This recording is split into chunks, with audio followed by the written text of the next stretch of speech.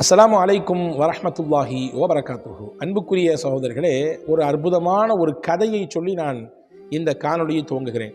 ஒரு ஆச்சரியமான, அதே நேரத்தில் நம் எல்லோருக்கும் ஒரு தன்னம்பிக்கையை தரக்கூடிய, இறைவனின் மீது கூடுதல் அன்பையும் பிரியத்தையும் உள்ளார்ந்த ஈடுபாட்டையும், அவனை வணங்க வேண்டும், அவனை நினைக்க வேண்டும், அவனின் பக்கம் நாம் நெருங்க வேண்டும் என்பது மீது உண்டான ஒரு அக்கறையையும் தரக்கூடிய ஒரு அதி அற்புதமான ஒரு நிகழ்ச்சி. கதை என்று சொல்வதை விட அது ஒரு வரலாற்று செய்தி, நடந்த செய்தி, நபிமார்களுடைய வாழ்க்கை நடந்த சரிதை.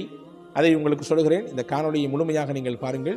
இந்த காணொளியின் இறுதியிலே இந்த கதையின் மூலமாக நமக்கு என்ன மாறல், அதையும் நம்ம படிக்க போகிறோம். இன்ஷா அல்லாஹ் நீங்கள் முழுமையாக பார்த்து நீங்களும் நானும் இதன் மூலமாக பயனடைய வேண்டும். அல்லாஹ் தௌஃபீக் செய்வானாக. மூசா அலைஹிஸ்ஸலாமுடைய காலத்தில் கடுமையான வறுமை, பஞ்சம், கடுமையான ஏழ்மை, மழை இல்லாமல் உயிரினங்கள்லாம் செத்து போகிற நிலைமைக்கு வந்து போச்சு. ஆமாங்க, மழை கிடைக்காட்டி என்ன ஆகும்? எம்பிட்டு தான் நம்ம வெளியிலிருந்து செயற்கையாக உருவாக்கினாலும் இயற்கையாக மழை தேவையே. செயற்கையாக எவ்வளவு உபகரணங்களை வைத்து நாம் நம்முடைய நீர் ஆதாரங்களை வலுப்படுத்தி கொண்டாலும் இயற்கையாக இறைவனுடைய புறத்திலிருந்து கிடைக்கக்கூடிய மழை கிடைத்தாக வேண்டும். இல்லைன்னா பெரிய கஷ்டம், பெரிய பஞ்சப்பாடு ஏற்பட்டு போயிடும், உணவு பஞ்சம் ஏற்பட்டு போயிடும், உயிரிழப்புகள் ஏற்பட்டு போயிடும், வறுமையும் பட்டினியும் கோரதாண்ட வாழக்கூடிய சூழல் ஏற்பட்டு போயிடும். அப்படியான ஒரு நெருக்கடியான நிலைமை. இப்போ மூசா அலைஹிஸ்ஸலாம் என்ன செஞ்சாங்க? அப்படி ஒரு சூழல் இருக்கிறதுனால எல்லா மக்களையும் ஒன்று சேர்த்து ஒரு மைதானத்துக்கு கொண்டு வந்து அல்லாட்ட சலாத்துல் இஸ்திஸ்கா, மழை தேடி தொழக்கூடிய தொழுகை தொழுது அல்லாட்ட பாவ மன்னிப்பு கேட்டு, யா அல்லாஹ் எங்களுக்கு மழையை கொடு ரப்பே, நாங்கள் செஞ்ச பாவத்தினால தான் நீ மழையை தடுத்து வச்சிருக்க போல தெரியுது, எனவே நீ மழையை கொடுத்துரு, கஷ்டமாக இருக்குது, ரொம்ப வறுமையாக இருக்குது, ரொம்ப பெரிய இழப்பு ஏற்பட்டு போயிடும், மழையை கொடுன்னு அல்லாட்ட கேட்டாங்க. இப்போ அல்லாஹ் மூசா அலைஹிஸ்ஸலாம் சொன்னா, மூசா நீங்கள் கூட்டு வந்திருக்கீங்கல்ல ஒரு கூட்டம், இந்த கூட்டத்தில் ஒருத்தர் இருக்காரு, 40 வருஷம் கடுமையான பாவம், வாழ்க்கை முழுக்க பாவம் தான், 40 வருஷம் பாவம், என்னை பக்கம் வந்தாலும் திரும்பி பார்க்கவே இல்லை, என்னைய ஒரு நாள் கூட நினச்சி பார்த்தது இல்லை, ஒரு நாள் 2 நாள் இல்லை, 40 வருஷமாக தொடர்ந்து எனக்கு ஆப்போசிட்டாக நிறைய வேலையை செஞ்சுட்டு இருக்கிறான். அந்த ஒருத்தர் அந்த கூட்டத்தில் இருக்கான்றதுனால தான் நான் மழை கொடுக்காமல் இருக்கேன். அந்த ஒருத்தர் அந்த கூட்டத்தில் இருக்கான்றதுனால தான் மழை தடைப்பட்டு நிற்குது, மற்றவங்களுக்கெல்லாம் மழை வராமல் நிற்குது, வறுமை பஞ்சம் பீடிச்சிருக்குது. அவர் கலந்துட்டாருன்னா பிரச்சனை இல்லை, மழையை கொடுத்துடலாம்.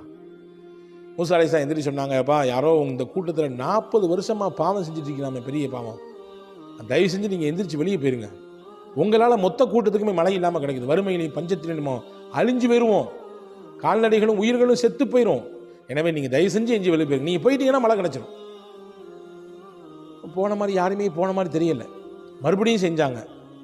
எந்திரிச்சு மூசா அலைஹிஸ்ஸலாம் பேசுகிறாங்க, இப்போ யாருமே போன மாதிரி தெரியல, இருக்கிறது கன்ஃபார்ம், ஏன்னா சொன்னது நீங்களும் நான் சாதாரண மனிதர் இல்லை, அல்லாஹ் சொல்லியிருக்கான், எனவே எந்திரிச்சு போயிருங்க தயவு செஞ்சு, உங்களால் மொத்த கூட்டத்துக்கும் மழை தடைப்பட்டு போக வேண்டாம், போயிருங்களேன் அப்படின்னா. யாருமே போகலை.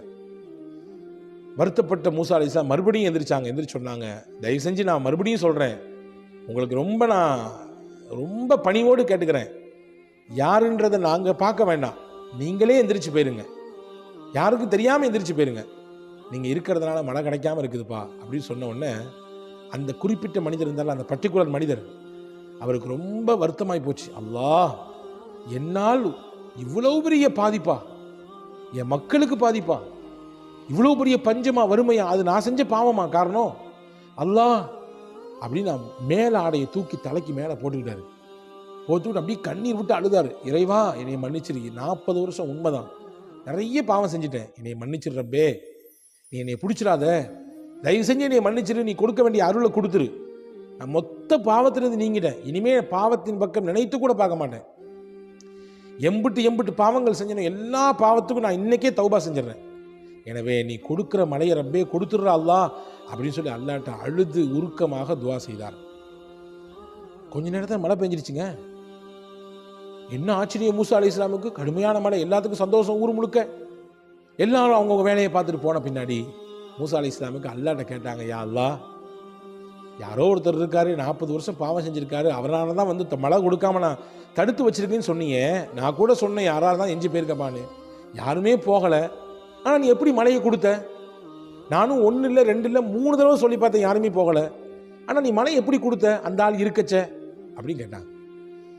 அல்லாஹ் சொன்னா, எந்த மனிதரால் நான் மழையை கொடுக்காமல் தடுத்து வைத்திருந்தேனோ அதே மனிதர் தான் மழை வருவதற்கும் காரணமாகி போனார். அப்படின்னா என்னன்னு புரியுதா?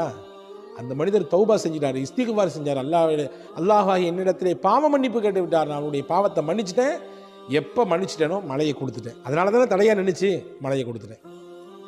மூசா அலைஹிஸ்ஸலாமுக்கு ஆச்சரியம், அல்லாஹு அக்பர், மழை தடுக்கப்படுவதற்கும் ஒரு மனிதர் காரணம், அதே மனிதர் தான் மழை கொடுக்கப்படுவதற்கும் காரணம். யா அல்லாஹ், அவரை பார்க்கணுன்னு ஆசையாக இருக்கா, நீ காட்டி கொடுங்க கேட்டாங்க. அவரை பார்க்கணுன்னு எனக்கு ஆசையாக இருக்கு, யாரும் எனக்கு காமிச்சு கொடுங்க கேட்டாங்க. அல்லாஹ் ஒரு விஷயம் சொன்னார், ரொம்ப நீங்களும் நானும் யோசித்து பார்க்க வேண்டிய விஷயம். நம்முடைய வாழ்நாளில் ஒவ்வொரு நிமிடமும் அல்லாஹ்வுடைய அருளை நாம் சுவைத்து கொண்டிருக்கிறோம், சுவாசித்து கொண்டிருக்கிறோம்.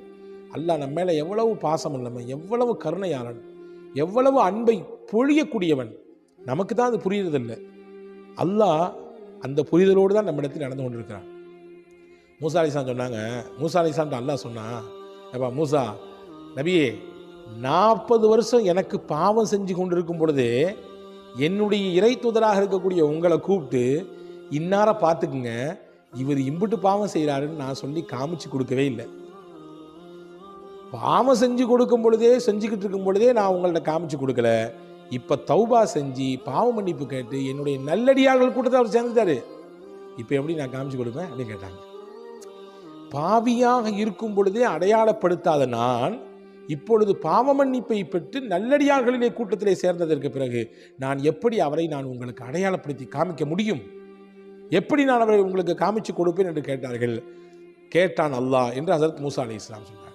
அன்பான சகோதரர்களே, இந்த நிகழ்ச்சி எவ்வளோ பெரிய ஒரு பாடத்தை தருகிறது. பாவ மன்னிப்பு அவ்வளவு மகத்தானது. ஒவ்வொரு நாளும் அல்லாஹ்விடத்திலே நாம் பாவ மன்னிப்பு கேட்க வேண்டும். எனவே தான் முஹம்மது ரசூலுல்லாஹி ஸல்லல்லாஹு அலைஹி வஸல்லம் 70 தடவை, சில அறிவிப்புகளிலே 100 தடவை நான் அல்லாஹ்விடத்திலே பாவ மன்னிப்பு கேட்கிறேன் என்று வந்து சொல்லியிருக்கிறார்கள். பாவ மன்னிப்பினால் 3 பலன் கிடைக்கும். நீங்கள் குறித்து வச்சுங்க, கண்டிப்பாக குறித்து வச்சுங்க. அல்லாஹ்ட்ட இஸ்திக்பார் செய்கிறதுனால 3 கிடைக்கும். இது நான் சொல்லலை, குர்ஆன் சொல்லுது. நீங்கள் பாவ மன்னிப்பு கேட்டால் யுர்சிலி சமா அலைக்கும் மிதுராரா, அல்லாஹ் உங்களுக்கு வறுமையை போக்குவதற்கு மழை கொடுப்பான், உங்களுடைய பஞ்சத்தை அழிப்பதற்கு வானிலிருந்து மழையை கொடுப்பான். இது பாவ மன்னிப்பினால் கிடைக்கக்கூடியது. 2வது சொல்கிறாங்க, முக்கியமான நம்ம எல்லாத்துக்கும் தேவை, ஒயுந்திதுக்கும் அம்வால், உங்களுடைய பொருளாதாரத்திலே வளத்தை கொடுப்பான், உயரத்தை கொடுப்பான், நல்ல முன்னேற்றத்தை தருவான். நீங்கள் எந்த அளவுக்கு அல்லாஹ்ட்ட இஸ்திக்பார் செய்றீங்களோ அந்த அளவுக்கு உங்களுக்கு காசு கிடைக்கும். அதாவது பொருளாதாரத்திலே பரக்கத் கிடைக்கும், பொருளாதாரத்திலே வளர்ச்சி கிடைக்கும், பொருளாதாரத்திலே முன்னேற்றம் கிடைக்கும், உங்களுடைய வியாபாரத்தை, உங்களுடைய தொழிலிலே நல்ல வளர்ச்சியை நீங்கள் பார்ப்பீர்கள். பாவ மன்னிப்பை செய்ய செய்ய செய்ய செய்ய. 3வது அல்லாஹ் முக்கியமாக சொன்னால், பனீன், பிள்ளை இல்லாமல் இயங்கி கொண்டிருக்கக்கூடிய தம்பதிகள் அதிகப்படியாக அல்லாஹ்விடத்தில் இஸ்திக்பார் செய்யணும். அப்படின்னா என்ன பொருள்? நீங்கள் செஞ்சுருக்கக்கூடிய பாவத்தினால தான் உங்களுக்கு பிள்ளை தராமல் அல்லாஹ் இருக்கிறான், அப்படி புரிஞ்சிடக்கூடாது.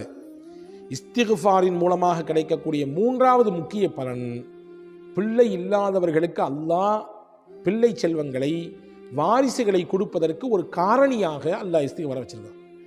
எனவே யார் ஒருவர் அதிகப்படியாக அல்லாஹ்விடத்திலே பாவ மன்னிப்பை கேட்பாரோ, அல்லாஹ்விடத்தில் இஸ்திக்பார் செய்வாரோ, அல்லாஹ் அவருக்கு வாரிசு இல்லை என்றால் வாரிசை தருவதற்கும் போதுமானவன். இது 3 விஷயத்தை அல்லாஹ் தருவான் இஸ்திக்பார் வழியாக என்று அல் குர்ஆனிலே அல்லாஹ் சொல்கிறான். எனவே அன்பான சகோதரர், பாவ மன்னிப்பு இஸ்திக்பார் அல்லாஹ்ட்ட டெய்லி கேட்கணும். எப்போவாவது ஒருக்க ரமதானில் 2வது பகுதி அதோட முடிஞ்சு போச்சு அப்படின்னு நினச்சிக்காதீங்க, ஒவ்வொரு நாளும் கேட்க வேண்டும். இந்த காணொளியின் கடைசி நேரம் வந்துவிட்டது. நான் ஒரே ஒரு இஸ்திக்பாரை சொல்கிறேன். வாழ்நாளில் நிச்சயம் மனநமிட்டு ஓத வேண்டிய, ஒவ்வொரு நாளும் ஓத வேண்டிய இஸ்திக்பார். ரசூலுல்லாஹ் சொன்னாங்க, யார் நான் சொல்லித்தரக்கூடிய இந்த இஸ்திக்பாரை காலையில் ஓதி அன்றைய மாலைக்குள் மரணத்தை தழுவுகிறாரோ அவர் சொர்க்கத்திற்கு செல்வார். யார் ஒருவர் மாலையிலே நம்பிக்கையோடு ஓதி மறுநாள் காலைக்குள்ளே வஃபாத்தாகிறாரோ அவர் சொர்க்கத்திற்கு செல்வார். மவுத்துங்கிறது 2 நேரத்தில் ஏதாவது ஒரு நேரம், ஒன்று பகலில் வரும் அல்லது மவுத் நைட்டு வரும். 24 மணி நேரம் தான் வரப்போது, அவ்வளோதானங்க. அந்த 24 மணி நேரத்திலே பகலும் இருக்கிறது, ராத்திரியும் இருக்கிறது. அப்போ காலையில் ஓதிவிட்டால், பகலில் மரணம் வந்தால், அதை நம்பிக்கையோடு ஓதும் பட்சத்திலே நிச்சயம் நம் சொர்க்கத்திற்கு தகுதியானதாக மாறுவோம். மாலை ஓதிவிட்டால் நம்பிக்கையோடு, மறுநாள் காலை விடுவதற்குள் நமக்கு மரணம் என்று இருக்குமே ஆனால் நிச்சயமாக அதன் மூலமாக சொர்க்கத்திற்கு நான் செல்வோம். அதுதான் சய்யிதுல் இஸ்திக்பார். முஹம்மது ரசூலுல்லாஹி ஸல்லல்லாஹு அலைஹி வஸல்லம் கற்றுத்தந்த ஹதீஸ் புகாரி ஷரீஃபிலே பதிவாக இருக்கிறது. ரசூலுல்லாஹி சொன்னார்கள், இந்த ஹதீதை, இந்த இஸ்திக்பாரை கட்டாயம் மனனமிடுங்கள். இதிலே நான் ஸ்க்ரீனிலே கொடுக்குறோம், இன்ஷா அல்லாஹ் டிஸ்கிரிப்ஷனும் தருகிறோம். கட்டாயம் மனனமிட்டு ஓதுங்கள். இஸ்திக்பார்லேயே சிறந்த இஸ்திக்பார், ரசூலுல்லாஹ்வால் ஸ்லாகித்து சொல்லப்பட்ட இஸ்திக்பார், அல்லாஹும்ம அன்த ரப்பி லா இலாஹ இல்லா அன்த ஹலக்தனி وأنا عبدك وأنا على عهدك ووعدك ما استطعت اللهم إني أعوذ بك من شر ما صنعت أبوء لك بنعمتك علي وأبوء لك بذنبي فاغفر لي فإنه لا يغفر الذنوب إلا أنت. அஜரத் கொஞ்சம் மூச்சு விட்டுங்க அப்படின்றீங்களா? இவ்வளவு பெருசாக இருந்தால் எப்படி அப்படின்னு கேட்குற மாதிரி தெரியுது. பெரிய பலனை கொடுக்கல்லவா? இதை ஓதுவதன் வழியாக, நம்பிக்கையோடு இதை ஓதுவதன் வழியாக சொர்க்கமே கிடைக்கிறது அல்லவா? அந்த சொர்க்கத்தை பார்க்கும்போது இது சின்னது, ரொம்ப குட்டி. இது பெருசாக கிடையாதுங்க. சொர்க்கத்தை கவனித்து சொர்க்கத்தோட கம்பேர் பண்ணும்போது இது ரொம்ப ரொம்ப கடுகை விட சின்னது இல்லையா? எனவே அன்பான சகோதரர்களே, இதை மனநமிடுங்கள், மனநமிட்டு ஓதி வாருங்கள். மிகச்சிறந்த பொருளையும் மிகச்சிறந்த பாக்கியங்களையும் மிகச்சிறந்த பலன்களையும் உள்ளடக்கக்கூடிய இந்த இஸ்திக்ஃபார் நிச்சயம் ஒவ்வொரு நாளும் 2 தடவையாவது ஓத வேண்டும். காலை ஒரு தடவை, மாலை ஒரு தடவை நிச்சயம் ஓதுங்கள். அதற்கு மேலே அதிகமாக ஓதினாலும் ஒன்றும் தப்பு கிடையாது. வல்ல அல்லாஹ் இஸ்திக்ஃபார் நிலையாக கிடைக்கக்கூடிய 3 மிகச்சிறந்த பலன்களையும் அல்லாஹ் தந்து அவனுடைய மன்னிப்பையும் அவனுடைய கருணையும் குறிப்பாக அவனுடைய திருப்பொருத்தத்தையும் உங்களுக்கும் எனக்கும் எல்லா மக்களுக்கும் அல்லாஹ் தந்தல் புரிவானா.